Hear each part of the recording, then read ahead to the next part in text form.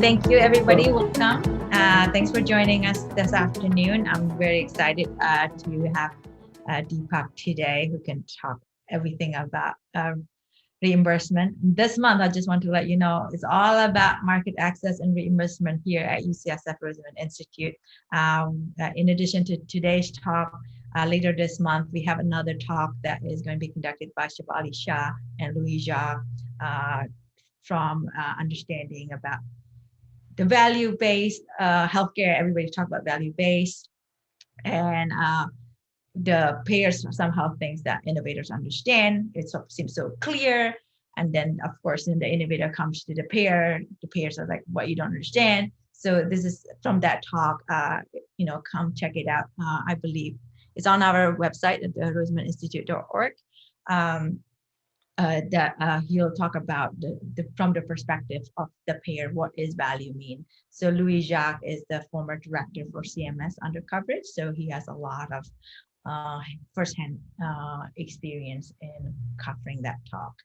And so that is for this month. But in June, we also have another talk from Alifei Chang, talking about market in China.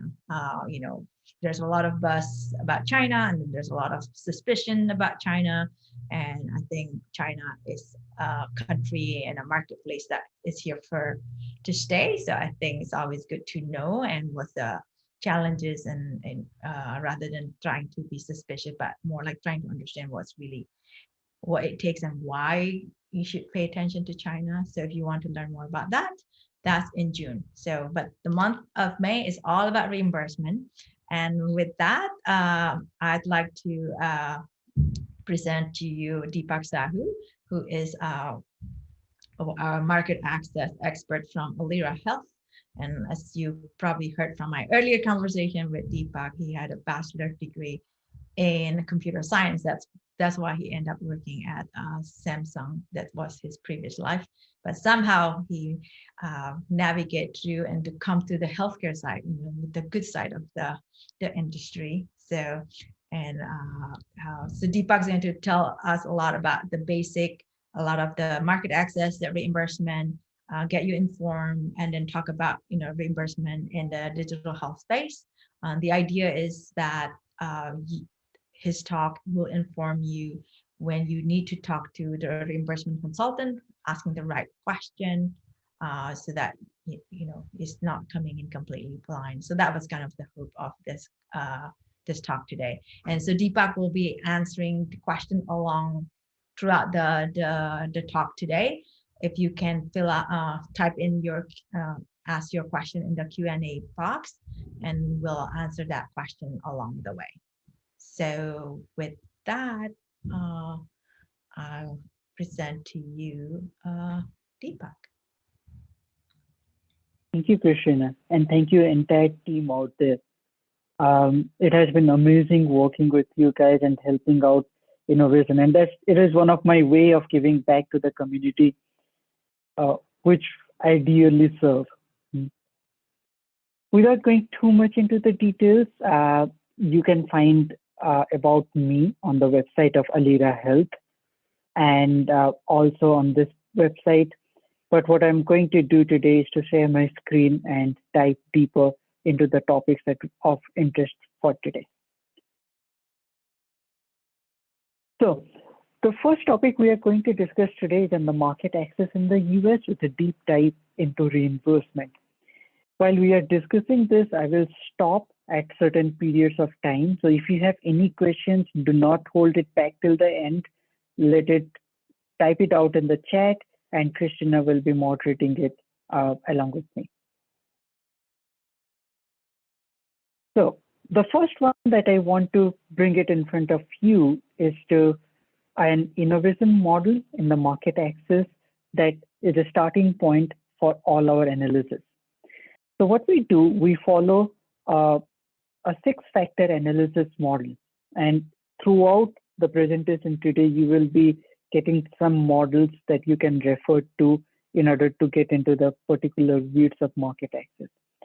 Before we even go to downstream part of it, we advise companies, and I personally tell them to look into the 6 buckets where they are before they get into the market access details. Now, since you are at different stages of product development, you will not have answers to all these questions in the beginning of the product life cycle. You're going to gather this information as and when you move on through different structures. So what are the 6 buckets that you should focus on? First is the structure. You need to have initial idea about how the structure of the market looks like. Who are my competitors? Who are my collaborators? Because without it, it is really difficult for you to know where you are operating. The second bucket that you should focus on is the finance part of it. And we will go into details of some activities of finance today, that is reimbursement. But what it actually says is how is your healthcare innovation is going to get paid for. The third bucket that you should definitely look at is accountability, is how your innovation is accountable for the society, right? So you are looking at efficacy, safety, effectiveness, what is actually needed for you to be accountable. The patient part is critical because we are in a patient-centric healthcare innovation mode, and we will like to have your innovations having a value story for the patient. So what's the perception of patient towards your innovation matters? The fifth bucket that we look at is public policy. And many a times from an innovation perspective, we always restrict ourselves to regulatory policies like FTAs and others, but I would usually recommend to keep an eye out for CMS, CDC recommendations. Last but not the least is the technology. How you're going to protect your technology. What is the IP? How the IP landscapes look like. So why did I start with the first 6-factor analysis when we are talking about market access? Because before you jump into the market access, you need to know who and what are your gaps.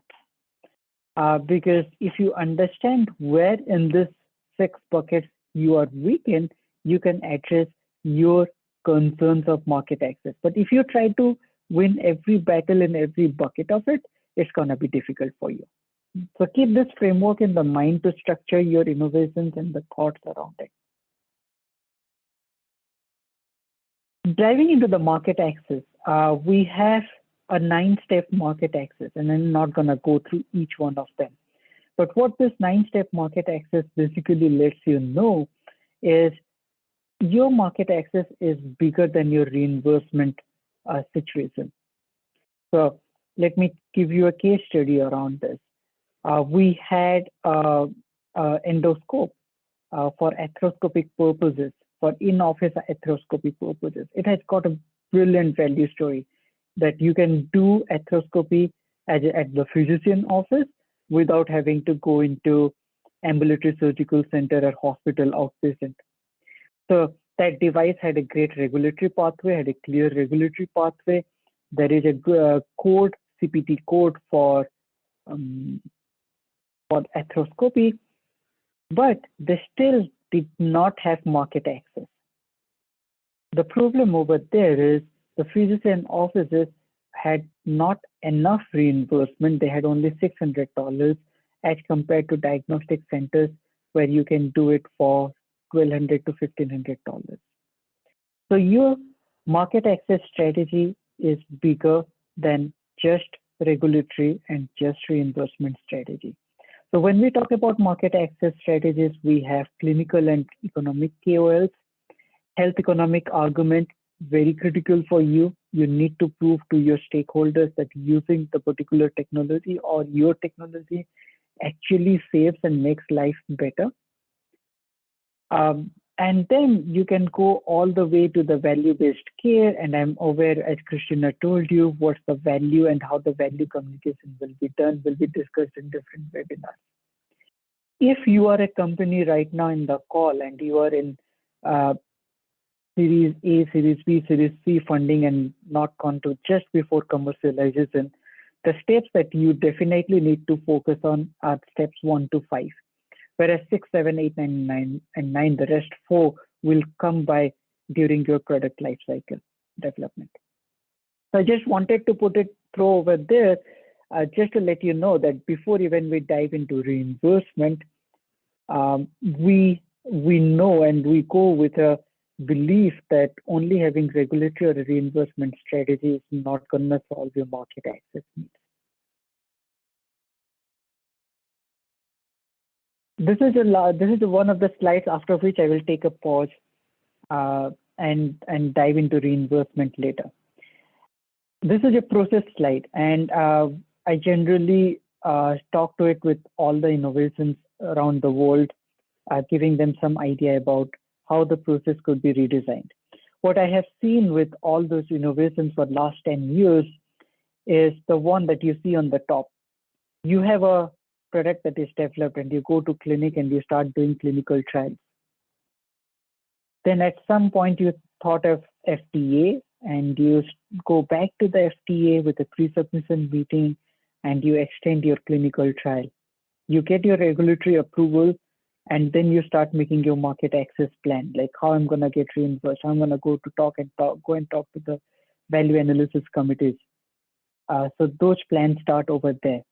And then what you learn again is the clinical trial that you had for FDA, which is on efficacy and safety parameters, is not enough for you to get the market access. So you end up doing another trial, which you call as evidence generation trial. There are various names to this, but the fact is you are doing the trial to sell your product. And then you have a broader market access. What has happened over here is you have lost around 1 to 2 years in your IP life cycle because you didn't plan for market access before that. There is a strategy that we propose, which is below. You should talk to FDA and make a bit of planning about market access. I'm not telling you to go very deep on the market access plan in the first phase. You can see whether you have a reimbursement, whether you need to go for a reimbursement, whether some effectiveness data needs to be collected, right? And while you are doing your clinical execution for the regulatory purposes, you can work on your secondary endpoints for the marketing, for the health economic endpoints that will help you in your market access plan. So what does that do? You save money because you don't have to do 2 trials and you already are ahead of the game. So just think about, all this is trying to say is think about it in a proactive way and think about it in a way that you will not have answers to all the questions that you will have, but it's not required either. No innovation is perfect and no one knows answers to all the questions. So you will learn on the job at any point of time. I'll stop here, Christina, if we have any questions before we dive into reimbursement. Okay, yeah, thank you. The question is around reimbursement. Maybe we should, let's dive in. Do you want to answer the question? Let's dive in into this. Okay. Let's dive in and then we will take the reimbursement questions. Okay. So, reimbursement. The basics of reimbursement of any medical device or digital health in the US is that you need to have all the 3 components that are on this slide addressed. You need to have a code, you need to have a coverage, and you need to have payment. In absence of any one of these buckets, you are not going to get paid for. So many a times people get excited about, I have a code and I have a payment for it. That is being CMS has, I saw it on the CMS website and I saw there is a CPT code for it. But if you go to individual payers and the payers have excluded it and are not covering for your technology, then you're not going to get paid for. So it's critical for you to understand that it is a 3-pronged approach. Now let's dive in deeper into what's coding. There are various types of codes that exist. We have CPT codes, you have heard a lot. You'll have DRG codes. You have ambulatory payment classification codes. You have HCPCS codes. What you need to realize is different codings have different locations of applications and they are operated differently. For our discussion today, and many of you will gain a lot by discussing on DRGs and CPTs. So the DRG code is actually applied to the procedures that are happening in prison. For example, stent procedure, if you take a stenting as an example of a procedure. So those are a particular DRG code and there is a bulk payment for that. So CMS has determined as a national average, let's say 10,000 for a stent placement. That is what the payment levels will be. And all the technologies used in delivering that care has to fall within that 10,000 range, within the budget of that hospital. So when you are thinking about your technology being launched in present, you need to identify the DRG codes that are applicable for your technology, or the DRG codes in which your technology will be applicable, and then figure it out your pricing model so that you are not overshooting the cost of the entire procedure. If you overshoot the cost of the entire procedures, the value analysis committees will really be difficult to go through. The second set of codes that I want to focus on is on CPT codes.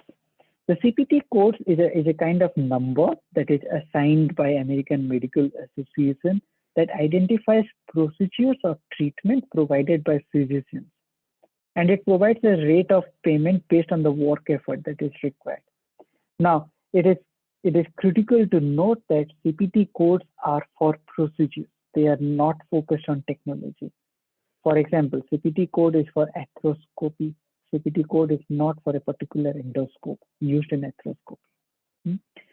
And the CPT codes, you will find it at different locations. You have the same CPT code and different payment numbers based on where the care has been delivered. Generally, when the care is delivered at the physician office, there is a payment system that we will look at it. If the care is delivered at ambulatory surgical centers, there is a payment schedule to it. And if the care is delivered at a hospital center, there is a payment to it. Moving from the code, we need to discuss about coverage. And before we discuss the coverage, we need to know how the US is actually divided from a payer perspective. So let's look at the x-axis. X-axis is the age and the y-axis is the federal poverty level. Everyone above 65 is Medicare, we are all aware of. Federal poverty level, 133% is Medicaid, which is state-based Medicaid, the state level, not federal, and the funding comes from the federal level. You have the children below 19 and up to 177 to 400% are CHIP programs that are there. And above that poverty level, you will see they're either employer-based programs and direct purchase from commercial payers, and there are a handful of those that we are all aware of: Blue Cross Blue Shield of the world, Aetna, Humana of the world. From a coverage perspective, what really happens is, and this is how the population spread looks like. So we can skip this one. From a coverage perspective, you have Medicare that determines your coverage. So when they publish a coverage document, there are three areas in which they write it. They write it if the technology is medically necessary, if it is investigational, and if it is not necessary. So if you are into investigational and not necessary, you are not going to get paid for. But and that decision is kind of taken at two different levels. There is a national coverage determinant that is applied to the entire Medicare population. There is also a local coverage determinant. So suppose you do not have a coverage, you can go to one of the local coverage determinants that is, you will see in the next slide how they are structured, and start working with them for the coverage. I can give you an example and it will help you understand. We were working with a technology that is MRI ultrasound fusion software for prostate cancer diagnosis. So we have coverage for MRIs we have coverage for ultrasounds. What we did not have is a coverage for the software that will fuse both of those and will give you a better diagnosis. So what we did, we approached different LCDs for that particular software, and the LCDs that is covering in and around the West Coast um, accepted it and included that software in the coverage determinants of prostate cancer diagnosis. So not only MRI is included right now, the ultrasound is included, and the fusion software is also included. But that is not included in the national coverage determinant yet. That's a fight that the company is willing to take to the next level. But they started with local coverage determinants and moved up. And once you are into that infrastructure, the other payers follow whatever is happening in the Medicare and try to mimic that. Nowadays, the trend have changed. Like a lot of commercial payers are taking various coverage determinants that Medicare is also learning from. But since Medicare is one of the largest payers and other payer spaces are quite fragmented, whether it is commercial, Medicaid, so Medicare has a higher bandwidth of taking those coverage decisions. Now the local coverage determinants are like 16 of those, and this is how they are separated. They are being, with every local coverage determinant, there is a MAC we call Medicare Administrative Contractors. So if you have any reimbursement questions, please go ahead and pick up the phone and talk to a MAC. They will be the best person to answer a lot of questions for you. But this is how the geography is being distributed. Coming to the last part before we take a break is on the payment side of the stuff. The way the payment has been defined is based on the where the services were delivered, whether it is at hospital, ambulatory, or physician offices. Let's start from below. If a procedure is done and the care is delivered at the physician office, it is regulated under Medicare Physician Fee Schedule. If it is done on the ambulatory surgical center, it is or hospital outpatient, then it is regulated by Medicare Outpatient Prospective System Payment, APCs. But if it is done at an inpatient inside DRGs, so it is regulated by Inpatient Prospective Payment System. The major difference between the CPTs and the APCs and the DRGs are the following. When it is done at the physician office, it is a non-facility rate. So there is no facility component over there. If it is done in the ambulatory surgical or the hospital settings, you have a facility component attached over there. So just take an example of the arthroscope that we discussed earlier that failed. When we were launching it in the physician office, for the arthroscope, they had a reimbursement of around $600, and our arthroscope was costing around $300. But considering that they need to invest in the administrative services, EHR, and everything, it was not making a lot of ROI sense for the physician office to buy our arthroscopes. But if you go to the ambulatory surgical center, they had additional $600 as a facility fee. So they could divert some amount of that funding from that particular code in order to buy that arthroscope and use it. So we ended up going into ambulatory surgical centers, not in the physician office, because that's where we had access to higher reimbursements. So once again, before we stop, 3 buckets: coding, coverage, payment. If any of those is missing, you're not going to get paid for a medical device or digital health. And there are codes that you need to look at: coverage, the payer landscape, look at how the payer's policies look like for your technology. And in the payments, when you're looking at the payments, see where you make much more sense from your business value proposition perspective, and also where you have access to higher reimbursements. Christian, I'll stop here for any questions. Okay, yeah, and there's a few questions here. First question from Anna. Is CPT only for a physician? And what if a PA or NP or therapist does the same procedure in the same location? What kind of code do they use? That's a pretty specific question. So when we talk about physicians involve clinical staff.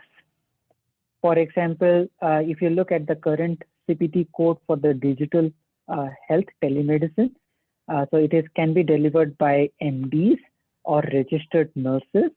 So it is more about the procedure and how it is being defined by AMA guideline of who is doing it, rather than who delivers it. So as long as the care is being delivered and you are a registered physician or registered clinical staff who can deliver those care, you will have your applied CPT code to you.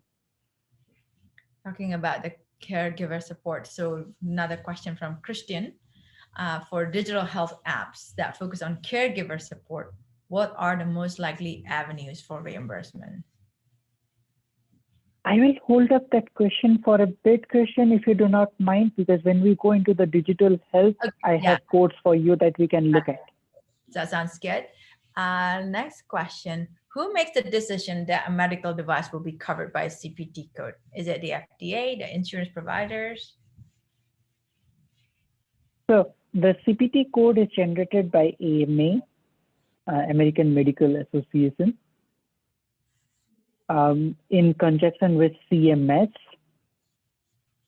And there is an entire review process of generating a new CPT code for a procedure. So if you have a new technology and you want to go through the process of generating a CPT code, you can do that in interaction with CMS. In fact, in this presentation, when it will be shared with you, in the appendix of this presentation, I have put the entire process, how much time it takes, what documentation needed to generate a new CPT code. But to answer your question, the CPT code is generated by CMS in conjunction with AMA to see that the procedures are being followed clearly. Okay, thank you. The next question is from Benjamin. Could you comment on what types of breakthrough medical devices can get automatic CMS reimbursement on FDA approval? So currently MCIT, which is the policy that is driving breakthrough designation devices, is under discussions. We are hoping to listen something positive from a CMS discussion in the coming weeks, if not days. However, one thing that I can tell you is breakthrough devices will have some amount of coverage for being applied to the elderly population, that is 65 and plus, that it is for Medicare population. But the amount of payment that will be available is not yet clear. And we all know that from our discussions today. Only having coverage do not mean something. We will have to wait for CMS to come out with some information about how they are going to pay for those breakthrough technologies. Even though I am in multiple of those meetings, but I cannot reveal those. I do not know to what extent I can tell you to guide you in that direction, but what I will definitely tell you to keep an eye open within the next couple of days to hear from MCIT. Great, well, thank you. Next question, the example that you gave about the MRI ultrasound fusion software, did you have to create a new code for the software at the end? No, we did not have to create a new code for software at the end because prostate cancer diagnosis has a code, right? So the urologists were using that particular code. What we had to work on is to convince the payers is to include it in their coverage document, to include that it is all right to do the particular fusion process within the code for the diagnosis of prostate cancer. Before, they were not included. So if that particular technology is not included in that coverage document, physicians have no way of using it. So no, we did not have to work on the code. we had to work on the coverage part of it. This is another interesting question because yes, we could have worked on the code, and that's a long-term strategy for the company. But getting a code takes around 18 to 24 months just from a process perspective, and generating data for that code, you have to do clinical trials or registry studies that take another 3 to 4 years. So generating a code is a laborsome activities. So we try to minimize the burden and get it into the market.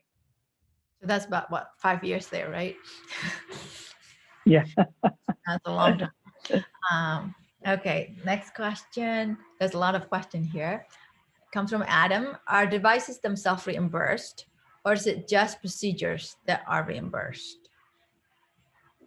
So if the procedures which are reimbursed, your devices are means to the end. Having said that, when you look at HCPCS codes in the coding part of it, the HCPCS code is a way to pay for your technology, but that is applied to only specific parts of the coding. Like we have HCPCS codes for wound care in diabetic foot ulcer management. So they have, for skin substitutes, they have HCPCS codes to be paid for each technology. So it's difficult to get a HCPCS code, but if you feel that your technology is driving the procedure and your technology is creating a new set of procedures, so that's the way to go ahead and try to go for a device specific CPT code. But right now, all the CPT codes are specific to procedures. Okay, as you mentioned earlier about getting a new code. What is this is a question from James. What is the burden of proof required in order to gain higher amount of reimbursement for a product that has existing coverage? So maximizing reimbursement is maximizing your value. Now, to maximize your value, you can have different routes. You can go for a different indication within that particular purview, or you can prove certain health economic endpoints to show that yes, you need more for the technology that is currently reimbursed. I have seen many payments come down over a period of time rather than payments going up. Mm-hmm. So the expectations to increase your payment in the payment schedule of the CMS is maybe a bit misplaced, or maybe you have a higher burden for that.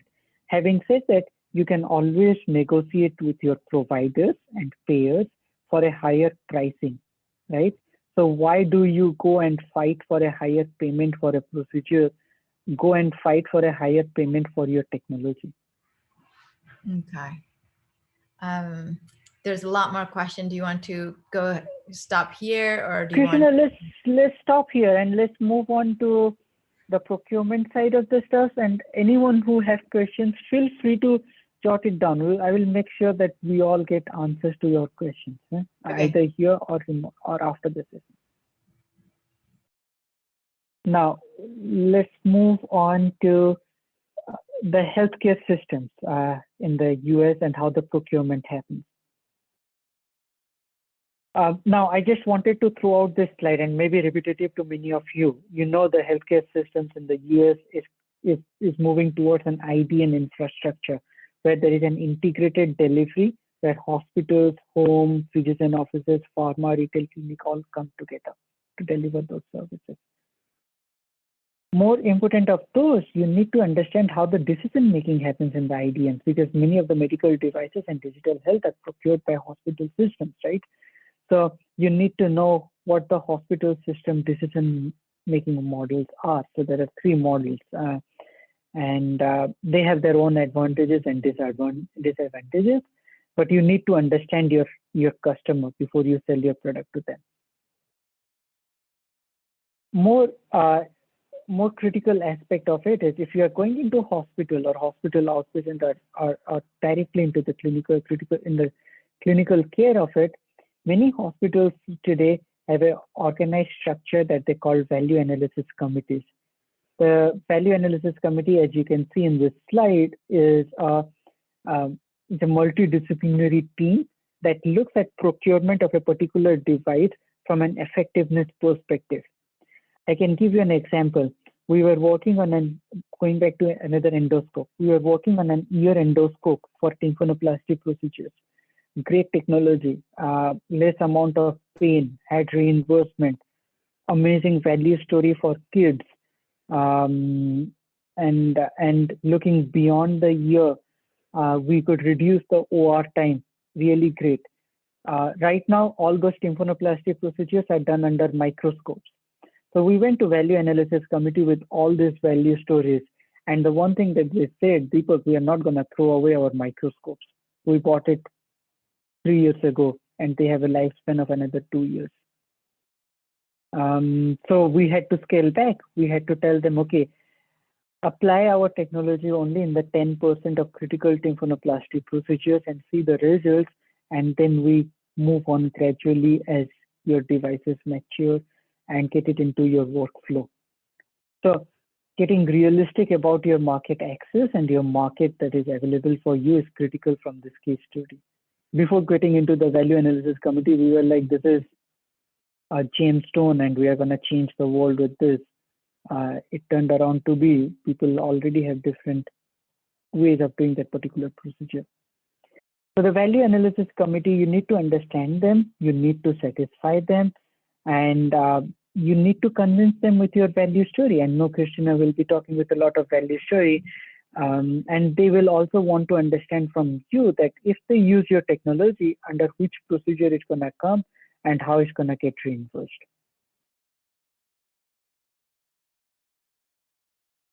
Then there are GPOs. Once you have successful conversation with hospital systems, you get listed into GPOs who are responsible for procuring and delivering to the hospital system. So having understanding of GPOs also will help you in getting through. And why we are discussing this, why this all ties up to the reimbursement, we must be thinking about, because when you are in discussions with GPOs, you have to think about your pricing model. And your pricing model comes from your reimbursement. So if you do not have a clarity on the reimbursement, you will be not get greater at a negotiation either with the value analysis committee or with the GPOs. Last, before we move into the digital health, this is a slide that looks after how your, where do you place your product? So if you look at the x-axis, it's the product impact outcomes. And if you look at the y-axis, it's the customer purchasing consolidation. So if it is a commodity product, like let's say radiopharmaceuticals, then it comes as a nationalized GPO contract. So the place where you need to go to talk to is nationalized GPOs. Do not go to hospitals with the radiopharmaceuticals if it is a Me Too product. If it is clinically differentiated, go to regional GPOs, and we call them RPCs, but go to regional GPOs that there is a clinical differentiation. We talk with the hospital, and can there be a different pricing model for us? If it is a centralized, if you are a technology that is really differentiator, then go to the centralized IDNs and talk to them. And your need for value increases as you go down this curve. You need to have more clinical data, more health economic data to convince them. Or if you are a completely differentiated product, like you are a radiopharmaceutical with an injector and an MRI, and you have a good software attached to it, go to the hybrid and decentralized IDNs and try to convince them, and they will be the right players to purchase. So why are we discussing this? It's critical to know in your product life cycle where you are from an estimation perspective and what will be your channel into the market. I will stop here for any questions before we move into the digital health. Okay, let's see. I'm going to try to pick the question that's not related to digital health, because then we'll wait for after you give that talk.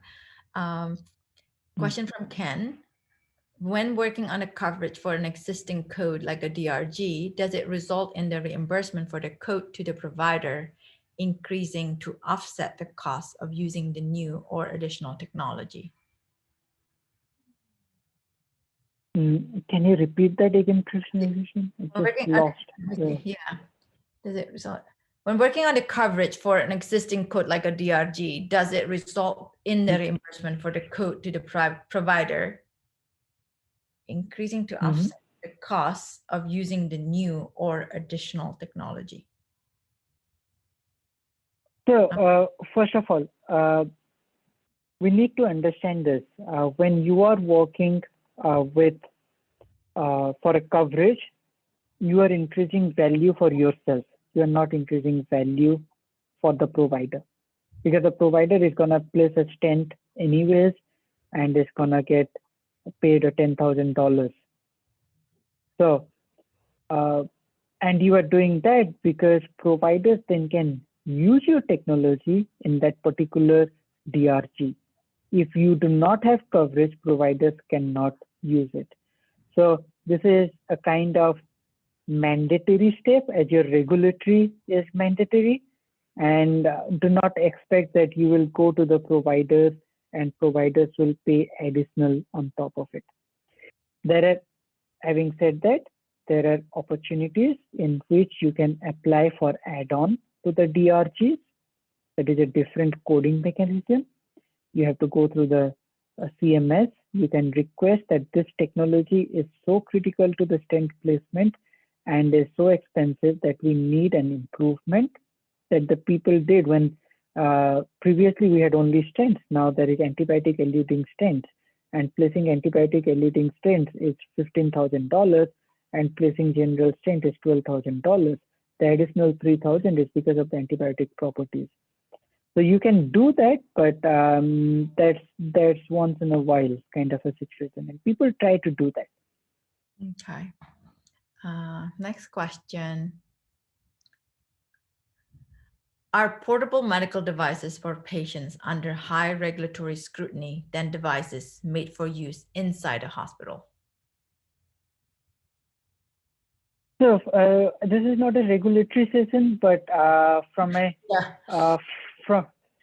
regulatory perspective, I'm not a regulatory consultant, but I will definitely tell to you that yes, the outpatient, the home settings and the portable, if you're looking for a portable oxygen concentrators, for example, will have a lower barrier as compared to a ventilator inside the hospital. So it depends on your site of care, and obviously the hospital site of care will have higher burden, but I will not generalize that statement because there are technologies inside home that also require equivalent or even more burden placed on them.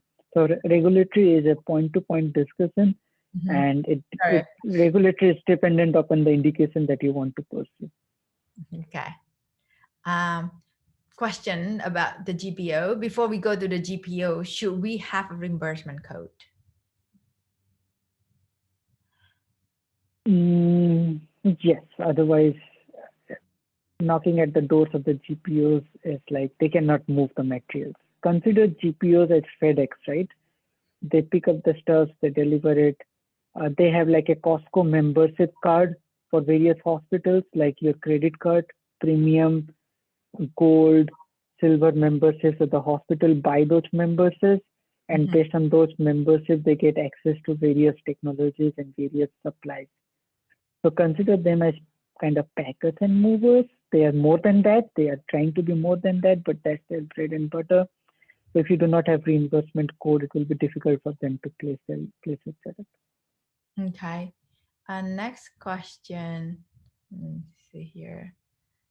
From Swarna. Getting new technology add-on payments covered is complicated, and we can only start when we get the FDA clearance. And how long does it take? Add-on payments is complicated. The length of it, the application length of it is 1 year.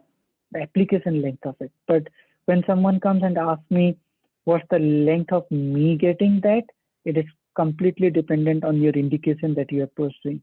If your indication requires higher value demonstration for someone to adapt it and the CMS to add on payment to it, then you have to get into the clinicals and the weeds of it, and you're going to spend a lot of time doing that and preparing for the add-on.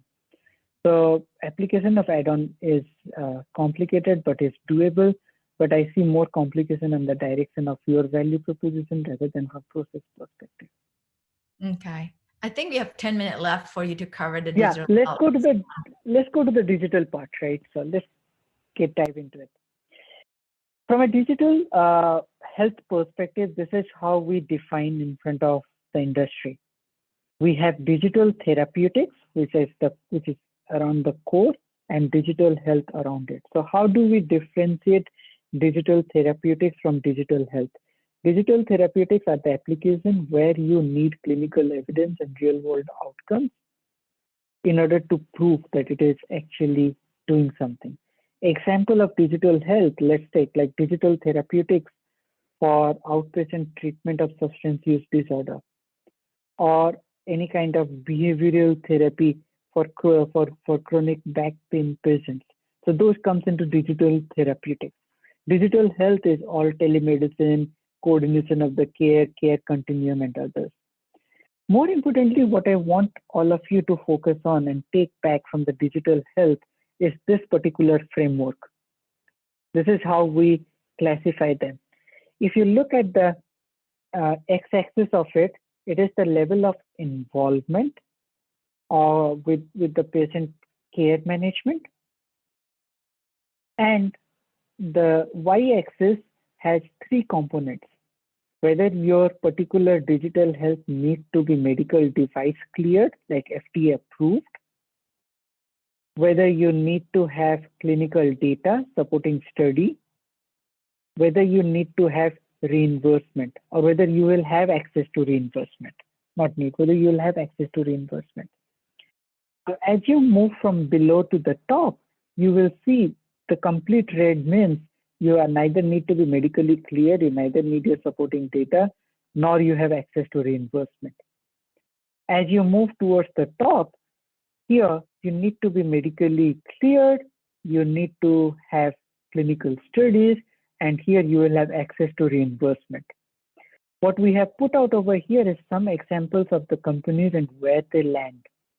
And why I'm saying that this is a critical slide. This is a critical slide because when you are developing a digital health, first thing you need to know is where do you lie? And there is nothing wrong in lying at any part of this graph.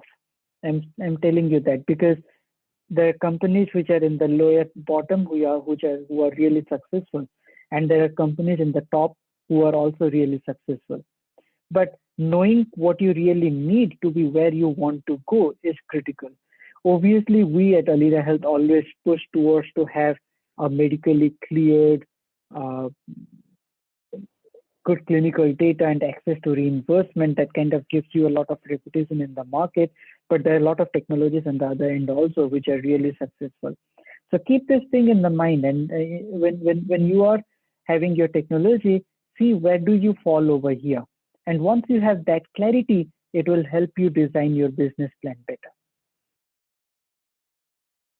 Now, in the interest of the time, I'm not going to go into the FDA approach of regulating software devices, but what I just want to mention is there is software as a medical device. You have this slide, and you can go through the examples over here about which are FDA regulated, what are exceptions of some examples, and what are the examples that are not required to be FDA cleared.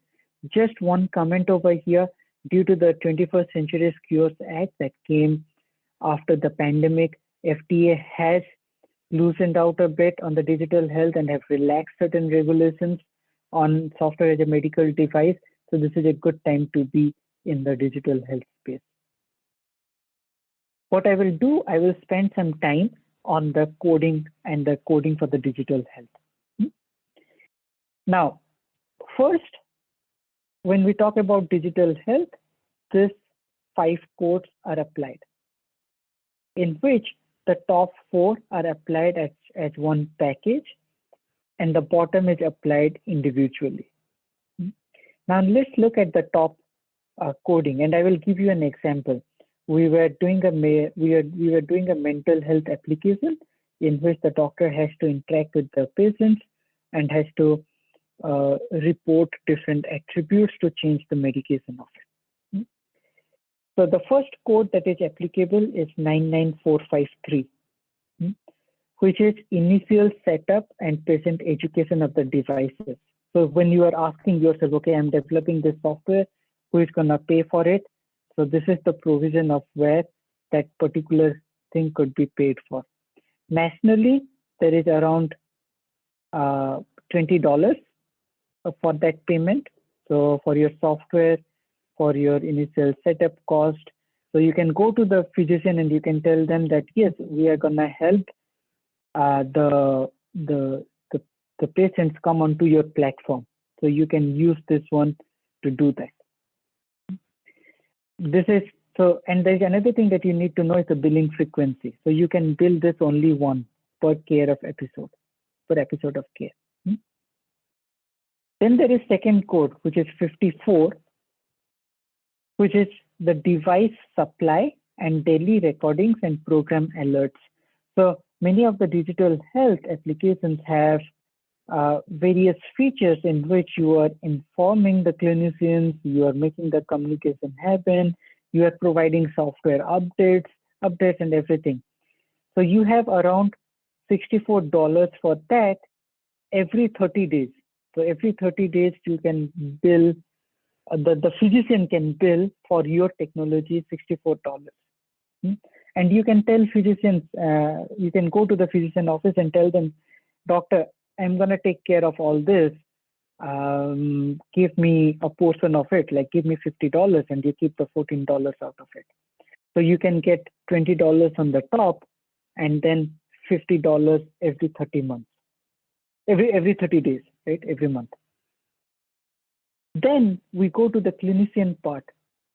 How does clinician get reimbursed? Because clinician using your technology need to get paid for, otherwise they're not going to use your technology, right? So there is first code is 57, which is for the first 20 minutes of monitoring. It has $51 if it is done in the physician office and $32 if it is done outside of the physician office in the hospitals. And they can bill every 30 days. So there is one visit every 30 days possible. And here, mark this. There was a question on the physician and others. This service can be delivered by registered nurses. And that's why the telemedicine is attractive for the digital health is attractive for the practices, because a registered nurse can provide equivalent amount of care as compared to the doctors, but cost really less to the hospital system. So a registered nurse can also apply this particular coding. So what will happen is you get a call from your registered nurse, he or she looks after your health, asks you certain questions, understands your physiological parameters, looks at your earlier records, and then can either directly report you to a specialist if they find the problem, or they go back to the MD and refer with them and come back to you with some answers. So the 57 is when they are actually using your technology to provide care. 58 is, suppose that 20 minutes is not sufficient and they need additional 20 minutes. Suppose you are developing a complex digital health situation. So they can add on and they have to explain it to CMS that as a physician office, why did they need extra 20 minutes?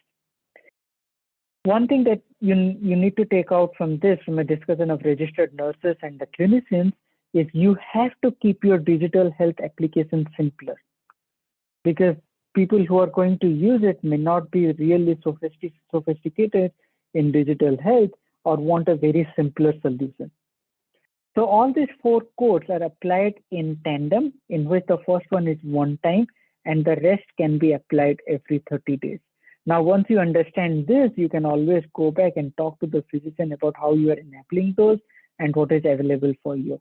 And these payment rates are national rates. It's not a fixed rate. So there are places in New York has a higher payment, places in some areas in Boston has a lower payment than New York. So it depends on a different way. But all these 4 codes are actually applied when there is a real interaction going on, a real-time interaction going on. It cannot be applied like you text it at some point of time and someone looks at it and others. For that, they have this code of 99091, where it is a 30 minutes monitoring. Every 30 days you can apply when there is no requirement of interactive communication. So you have around $60 over here. So, and they're performed by physicians or qualified healthcare professionals, which is QSCP. And that's where you can go. For example, medication adherence is one of those examples over here. So you have a digital app of medication adherence. No one needs to interact. The doctor can look at it on its own and can only send a signal when you are not adhering to the medication. So in that case, you can apply only this code and forget about rest of those. I do not want to leave this discussion without focusing on the lower part of it. There are opportunities in which you do not have to look at digital health only from a perspective of reimbursement. You also have to look at digital health from a partnership with providers and payers. Many of them are looking for solutions. So think about any value-based agreements. I know Krishna is going to discuss this in a different panel, but think about your digital health app not as a standalone for physicians for interaction, but also to have a value addition for providers and payers. I'll stop with that for taking any questions. Hopefully we are on time. We are right on our time. So. Yeah, unfortunately that we have to wrap up. If you have any question, if you can send it to me and I'll forward it to Deepak if that's okay, since we ran out of time. So thank you, everyone. Thank you. Thank you so much for joining us. And you have all my information if you want to send me your question and I'll forward it to Deepak to get that question answered. Thank you. Thank you all for joining us. Thanks everybody for joining us.